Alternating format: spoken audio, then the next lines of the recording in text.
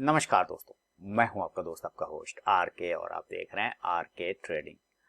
तो दोस्तों, तारीख है 29 अक्टूबर 2023। देखिए, वीकली शेयर एक्चुअली सैटरडे को देता हूं, सप्ताह का शेयर सैटरडे को देता हूं। उसकी chart reading, chart analysis, technical analysis समझाने की कोशिश करता हूं, जिसके ऊपर बाइंग और सेलिंग लेवल की भी चर्चा करता हूं। पिछले बार भी बहुत सारे वीकली स्टॉक्स आपको दिए गए थे, उम्मीद है आपने उसमें भी प्रॉफिट बनाया ही होगा। अब आगे बढ़ता हूं, और इस सप्ताह, कल मैं सैटरडे को नहीं दे पाया तो आज संडे को लेके आया हूं।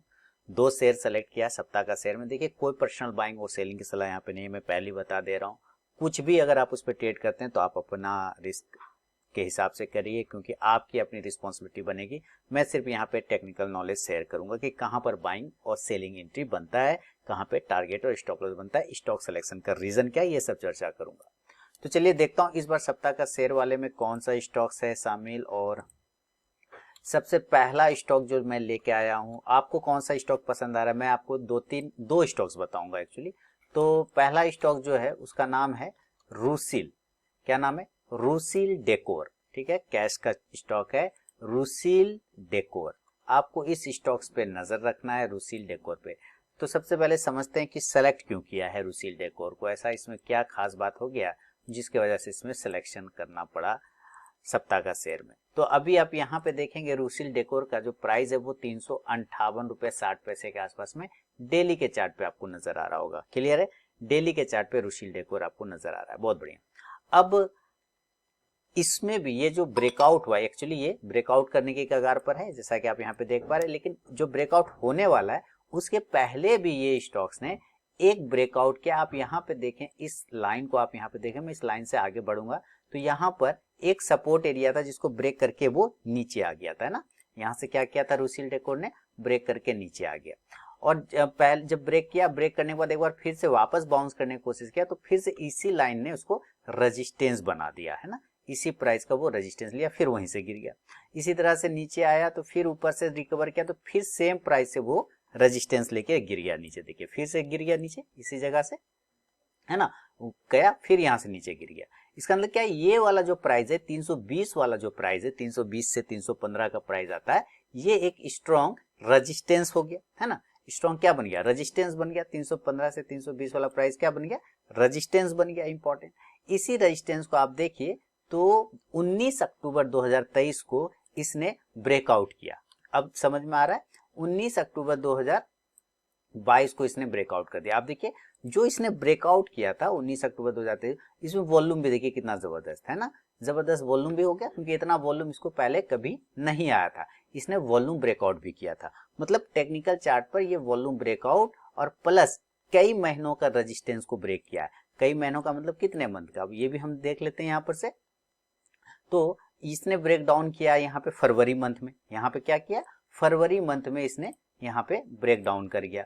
और अभी ये चल रहा है अक्टूबर, तो फरवरी हो गया, मार्च, अप्रैल, मई, जून, जुलाई, अगस्त, सितंबर, अक्टूबर, लगभग 9 महीने का जो रेजिस्टेंस था उसको इसने यहाँ पे ब्रेकआउट करके ऊपर सस्टेन किया। अब ब्रेकआउट करने के बाद ये ज्यादा कंफर्मेशन वाला ब्रेकआउट, अच्छा ब्रेकआउट है कि नहीं, ये पता चलता है रीटेस्टिंग से। तो जब ये ब्रेकआउट किया तो वापस उसको रीटेस्ट करने के लिए आया, तो अब ये हमें यहाँ पे रीटेस्ट करके वापस बाउंस कर गया। तो ये जो रीटेस्ट कर रहा है उसी प्राइस पर जहां वो पहले रेजिस्टेंस लिया करता था, देख रहे हैं, पहले वो रेजिस्टेंस लेता था, उसी प्राइस पर आके इसने रीटेस्ट किया। यानी कि ये वाला जो प्राइस है जिसकी बात मैं कर रहा था 315 से 320, ये अब स्ट्रॉन्ग रेजिस्टेंस से, ये क्या था? स्ट्रॉन्ग रेजिस्टेंस था, अब ये कन्वर्ट हो गया स्ट्रॉन्ग सपोर्ट में। क्या चीज में कन्वर्ट हो गया? स्ट्रॉन्ग सपोर्ट में। अब चूंकि सपोर्ट से बाउंस कर रहा है, इसके वजह से स्टॉक रडार पर आ गया, और हमारा एक मंथली चार्ट पर ब्रेकआउट मिलता हुआ दिख रहा है, तो वहां पे स्टॉक्स रडार में आ गया। तो सिलेक्शन रीजन तो आप समझ गए, है ना, कि क्यों इसको सेलेक्ट किया गया है, किस वजह से सेलेक्ट किया गया। मंथली ब्रेकआउट, आप इसके मंथली चार्ट पे अगर आप देखेंगे तो आपको मंथली ब्रेकआउट भी होता हुआ ये नजर आएगा। अब चलिए मैं मंथली चार्ट लगाता हूँ, देखिए, है ना, 1 2 3 4 5 6 7, है ना, कितना महीना, ये भी पकड़ लीजिए 8। तो जबरदस्त मंथली ब्रेकआउट किया इस स्टॉक्स ने, और वहां पे होल्ड भी कर रहा है। अब देखिए, मैं यहाँ पे बताऊंगा एंट्री प्राइस, बाइंग प्राइस, लेकिन यहाँ फिर से डिस्क्लेमर के साथ कि भाई आप अपना रिस्क देखें, मैं अपनी बात बता रहा हूँ कि अगर मुझे ट्रेड करना होगा, अगर मुझे ट्रेड एंट्री करना होगा, हो सकता है ये स्टॉक मेरे पास पहले से हो, ऐसा हो सकता है, इसलिए ये सब सोच के आप कीजिएगा। तो 1 2 3 4 5 6 7 है ना, कितना महीना, ये भी पकड़ लीजिए 8। तो जबरदस्त मंथली ब्रेकआउट किया इस स्टॉक्स ने, और वहां पे होल्ड भी कर रहा है। अब देखिए, मैं यहाँ पे बताऊंगा एंट्री प्राइस, बाइंग प्राइस, लेकिन फिर से डिस्क्लेमर के साथ कि भाई आप अपना रिस्क देखें, मैं अपनी बात बता रहा हूँ कि अगर मुझे ट्रेड करना होगा, अगर मुझे ट्रेड एंट्री करना होगा, हो सकता है ये स्टॉक मेरे पास पहले से हो, ऐसा हो सकता है, इसलिए ये सब सोच के आप कीजिएगा। तो अगर इसमें मुझे करना होगा एंट्री, लेना होगा एंट्री, तो मैं जो एंट्री लूंगा वो 366 रुपए की मेरी एंट्री बनेगी। मैं आपकी एंट्री की बात नहीं कर रहा हूं, मैं कह रहा हूं कि अगर ये 366 के ऊपर निकलता है तो यहाँ पर मेरी एंट्री बनती है। आपको लेना ना लेना वो आपका निर्णय है। 366 के ऊपर आप हमारी एंट्री बनती है और इस कंडीशन में जो आपके स्टॉप लॉस बनते हैं वो 300, यानी मेरा जो स्टॉप लॉस बनेगा वो 320 रुपए का बनेगा।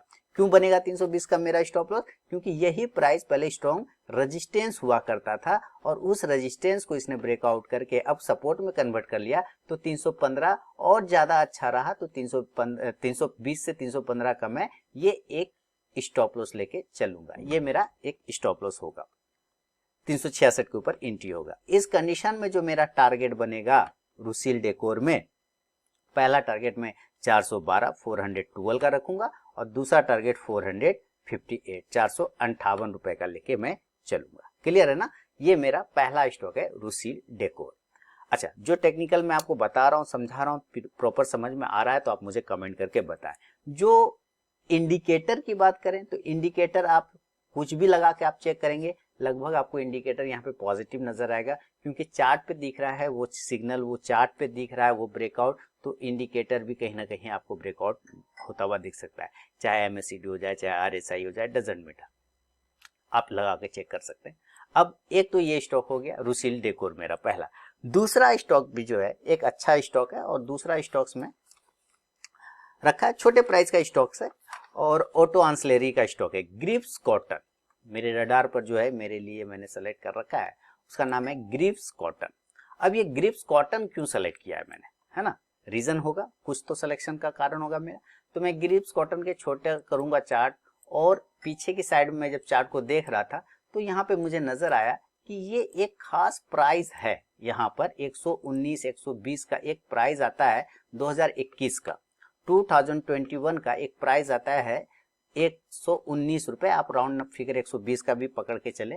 तो यहाँ पर ये बार बार ये टेस्ट करता है और इस टेस्ट करने के बाद ये यहीं से बाउंस करके ऊपर चला जाता है।